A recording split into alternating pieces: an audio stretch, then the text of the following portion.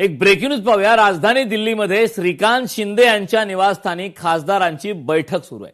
संसदेचं अधिवेशन सुरू होण्याआधी शिवसेनेच्या खासदारांची ही बैठक होत आहे।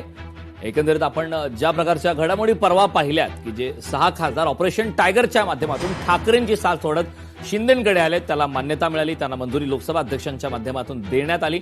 आता एकनाथ शिंदे यांच्याकडे पक्षांच्या खासदारांचं जे संख्याबळ आहे ते मोठं आहे। 13 खासदार हे आता एकनाथ शिंदे यांच्याकडे आहेत।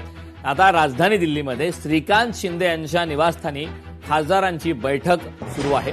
संसदेचं अधिवेशन आज सुरू होणार आहे। पावसाळी अधिवेशन आजपासून सुरू होत आहे आणि आज संसदीय पावसाळी अधिवेशन सुरू होण्याच्या आधी शिवसेनेच्या खासदारांची श्रीकांत शिंदे यांच्या निवासस्थानी बैठक सुरू आहे।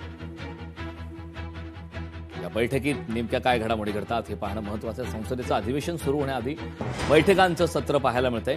श्रीकांत शिंदे यांच्या निवासस्थानी ही बैठक होते। तब्बल 13 खासदार हे आता एकनाथ शिंदे यांच्याकडे आहेत।